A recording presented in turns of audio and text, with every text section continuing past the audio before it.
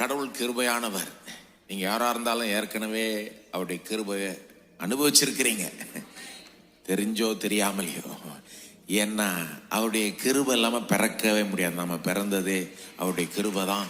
இன்றைக்கு நாம் உயிரோடு இருக்கிறதும் அவருடைய கிருபை தான். நாம் நிர்மூலமாக இருக்கிறது கர்த்தருடைய கிருபையே.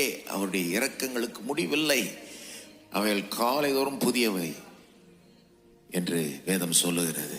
ஆனால் மீட்கப்பட்ட கிறிஸ்தவர்களாகிய நாம், விசுவாசிகளாகிய நாம் அவருடைய கிருபையை இன்னொரு லெவல்ல அனுபவிச்சிருக்கிறோம். பிறந்தது வாழ்றது அது எல்லாருக்குமே ஒரு விதத்தில் பொருந்தும். ஆனா விசுவாசிகளுக்கு அவருடைய கிருபை ரொம்ப ஸ்பெஷலா விளங்கி இருக்கிறது.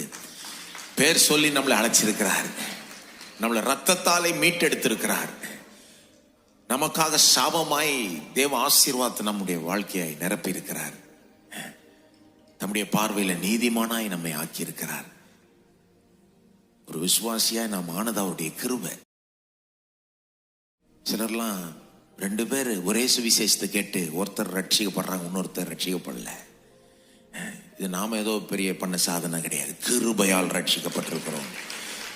மனக்கண்களை திறந்து விட்டார், புத்தி வரும்படி செய்தார் நமக்கு. அப்போ உங்களுடைய ரட்சிப்பும் அவருடைய கிருபையினால உண்டானது. நித்தியம் வரைக்கும் கொண்டு போய் சேர்ப்பது அவருடைய கிருபை. இதெல்லாம் எண்ணி பார்த்து அவருக்கு நமக்கு நன்றி சொல்லுவோமா?